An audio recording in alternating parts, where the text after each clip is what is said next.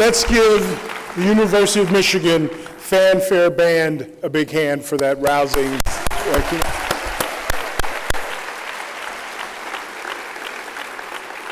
Good morning, everyone.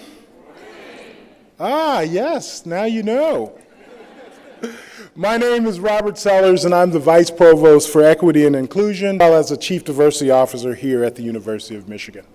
It is my great pleasure to welcome you to the 2018 University of Michigan Diversity, Equity, and Inclusion Community Assembly. This event also serves as the official kickoff for our third annual Diversity Summit Week, or DS3. This morning's assembly provides an opportunity for us to come together and to take stock of the progress that we have made in our mission to become a more diverse, equitable, and inclusive place through the efforts of our DEI strategic plan.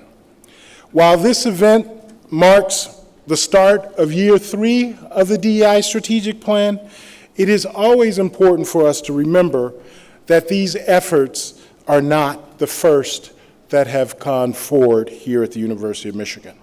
In fact, the University of Michigan has a long history in leadership in higher education and broadening access to its very, very uncommon education to the larger common person.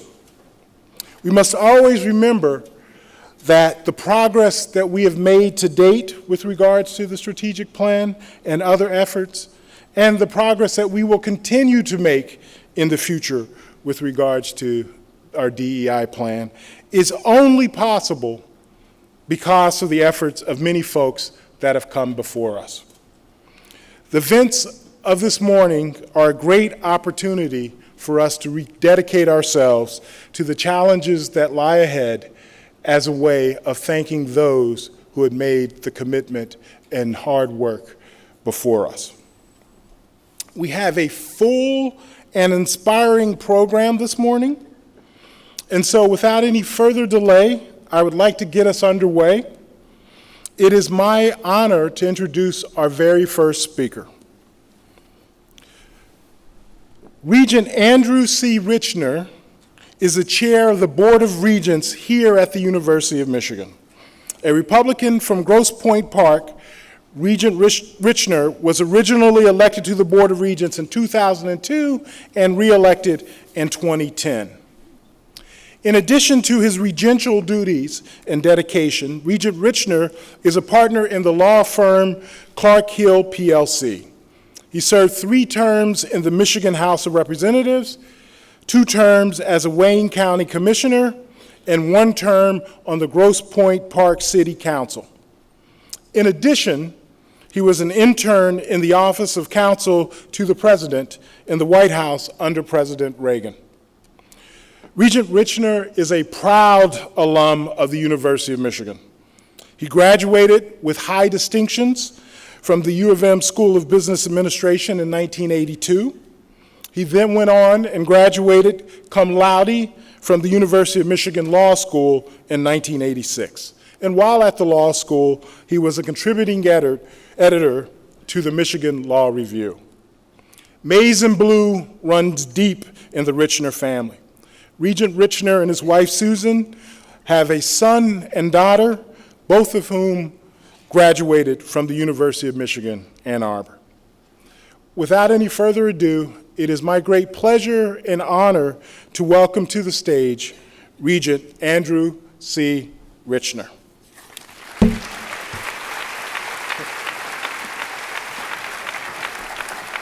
Well, thank you, Rob, for that extended bio.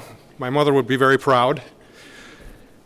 So welcome everyone, and good morning on behalf of my colleagues on the Board of Regents.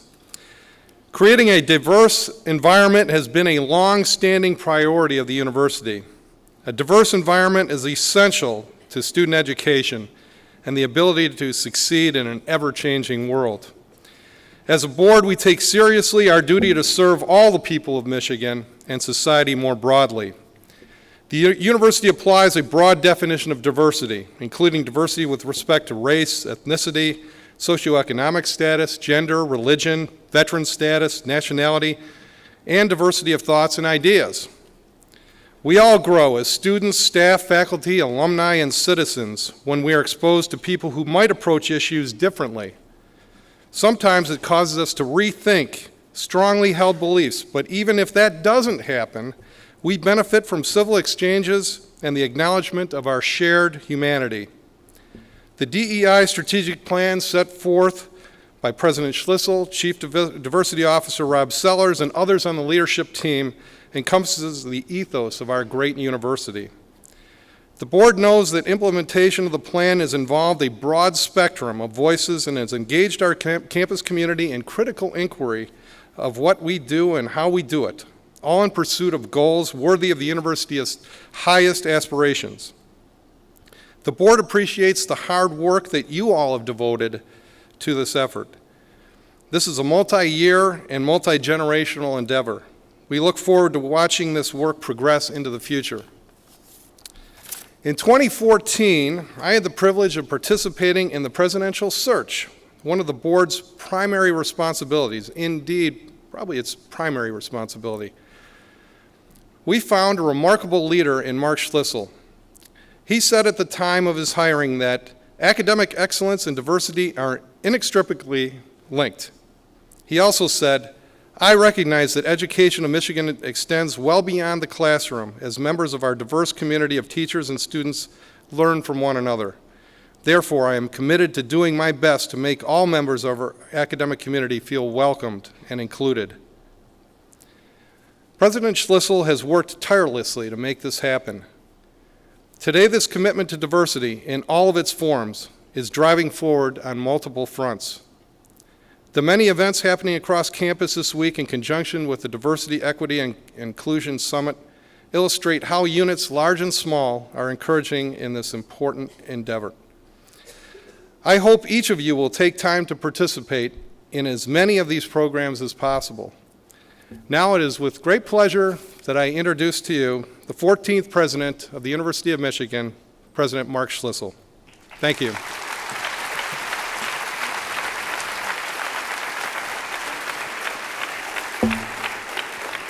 Good morning, everybody. Thanks, Regent Richner, for the kind introduction and for your remarks of support on behalf of the board. So, when we renewed our journey to enhance diversity, equity, and inclusion at the University of Michigan less than 4 years ago, we knew we had the power of an amazing community to propel us forward. It's a community of thousands, past and present, who share their intellect, their commitment to accountability, and their passion for a better university and a better society. They're student activists, scholars, alumni, staff, supporters, and friends. They're leaders and best, members of the Michigan family, who work tirelessly to ensure that we fully embrace the essential values of diversity, equity, and inclusion. I want to thank all of you for your devotion to these values and the fulfillment of our strategic plan. I also thank our special guests, Diane Guerrero and Leonard Pitts, for joining us this morning for this important discussion. Over the past year, I've been continually inspired by interactions with our students, faculty, and staff from many different parts of our university.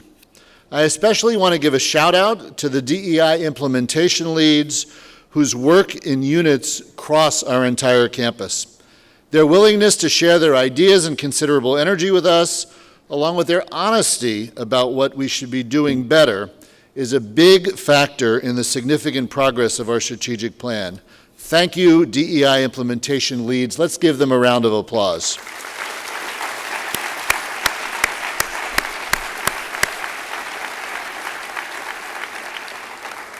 Guided by our now 2-year-old plan, we're enhancing our academic excellence, improving our campus environment, and extending our impact nationwide. At the same time, we know that many challenges remain as we strive to ensure that the U of M is welcoming for all who live, work, and study here. These challenges will continue to drive our work in the months and years ahead. We also will rigorously evaluate our progress to ensure accountability with the goal of achieving the greatest possible impact for all members of our community. Both in the plan itself and in emerging grassroots efforts within our community, we're seeing true innovation. I know that Dr. Sellers and Dr. Wade Golden will be sharing some of the specifics of our Year 2 progress, but I want to mention a few highlights. This fall, the first graduates of our Wolverine Pathways program are now studying on our Ann Arbor and Dearborn campuses.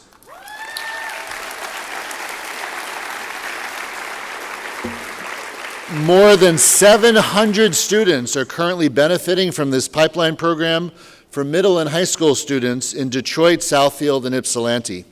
Students attend after-school, weekend, and summer academic enrichment sessions and receive mentorship and guidance as they prepare for their own futures. Young scholars who successfully complete the program, apply to U of M, and are admitted receive a 4-year full tuition scholarship plus any need-based aid that they qualify for in addition. Another innovative accomplishment is coming out of an important collaboration between our National Center for Institutional Diversity and our Office of Academic Innovation. NCID is a leader in supporting scholars who address important current issues related to diversity in society. By taking advantage of numerous areas of alignment between DEI and public engagement, NCID and the Academic Innovation Initiative are helping mobilize communities for social change. This collaboration is part of this week's summit with an event this afternoon at Palmer Commons that focuses on social transformation through public engagement. We're also on schedule to complete construction of our new Trotter Multicultural Center in February, with an opening event in April.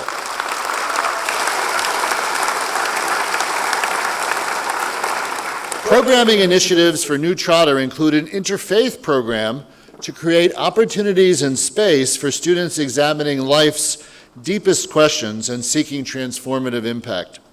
Additionally, a Trotter Distinguished Leaders series will increase healthy discourse and learning throughout U of M. I believe that respectful and productive conversations are an important component of our DEI efforts. One way we're working to encourage civil discourse is by creating activities that foster diversity of political thought. I was very impressed by our Ford School and by the We Listen student group at an event I attended a week ago Sunday. They brought together William Crystal, founder and editor of the Weekly Standard, and Neera Tandon, president and CEO of the Center for American Progress and former Obama administration official, for a discussion of important issues. The event launched the Ford School's Conversation Across Difference initiative, which is an important priority supported financially by our provost office. Our work to create a safe, inclusive, and respectful culture for all is an important aspect of our diversity, equity, and inclusion initiative. Last month, we announced new measures to better prevent sexual misconduct and provide educational and support resources for our entire community. The connection of our work on sexual misconduct to DEI allows us to tap into the existing network across campus while also addressing an issue that's deeply tied to our goal to create a more equitable and inclusive community. We can also benefit from the fact that DEI has already enhanced our culture of reporting and accountability. We all share responsibility for working to end sexual misconduct.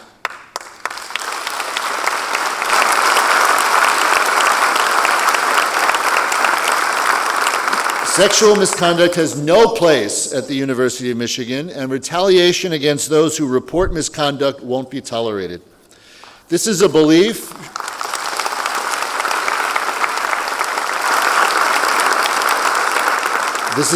shared by our regents, executive officers, and leaders all across our community. We recently created a centralized website devoted to sexual misconduct reporting, prevention, and education. And later this fall, we'll launch a comprehensive sexual misconduct training and education program that will be required for all faculty and staff. The working group that helped to develop these actions included faculty and staff experts on sexual misconduct from all 3 of our campuses, as well as Michigan Medicine. It was chaired by Dan Little, former Chancellor of UM Dearborn, and Loretta Thomas, Associate Vice President for Human Resources. You'll be hearing more about our work in the weeks and months ahead. My remarks this morning have highlighted just a few of the many ways that the U of M family has joined together in the name of diversity, equity, and inclusion. We're breaking down walls and collaborating across units in service of a better university.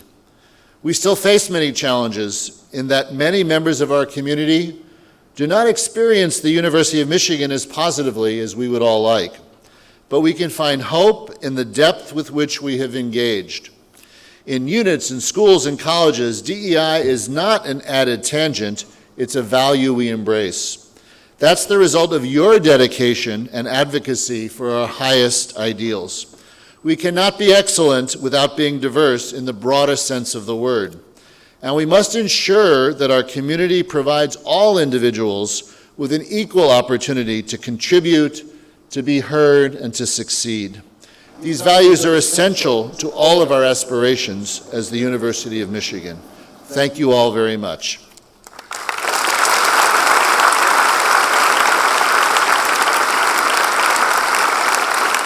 It's my pleasure to introduce my friend and colleague, University Provost Martin Filbert.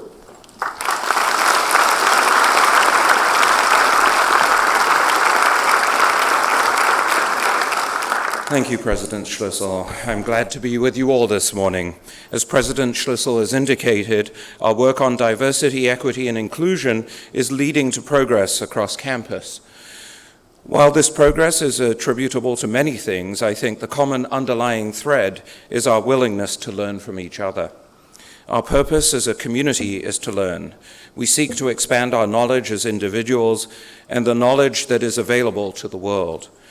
We are indebted to research by our faculty that has shown for some time now that high-quality education and research require consideration of an array of perspectives. When we draw on the ideas and experiences of others, our own thinking is pushed into new and different directions. The key to solving the complex problems that we confront in every area of academic study and in the challenges that face society. An important part of our diversity, equity, and inclusion activities is developing our ability to be open to and respectful of ideas and perspectives of others, and to learn from them. Over the past year, there have been several activities that have helped faculty deepen their skills in inclusive teaching. This enables them to help students learn from the diverse ideas and experiences of their classmates. In 2017 and 2018, faculty and graduate student instructors were invited to 23 seminars focused on aspects of inclusive teaching. This represents a 64% increase over the previous academic year, an increase driven by demand from faculty. Additional activities included a series of plenary sessions on inclusive teaching for GSIs and undergraduate instruction aides, and new this fall a GSI learning community on race, ethnicity, pedagogy. A lasting benefit of this focus on teaching is that students carry it with them when they graduate and move on. Participating in classes and other activities that are inclusive, respectful, and diverse enables them to develop skills in listening to others and in incorporating new ideas and information into their own understanding. As these skills become ingrained, students take them beyond the classroom, beyond the work done for specific courses. They become the habits of mind that individuals employ in their roles in civic society. As President Schlissel mentioned, one of the student initiatives underway this year is focused on moving the habits learned in inclusive classrooms into the larger sphere of civic discourse. The Conversations Across Difference initiative is designed to provide a place where different point of views on public concerns can be shared, examined, and challenged respectfully. We live in tumultuous times. Our society is marked by deep divisions.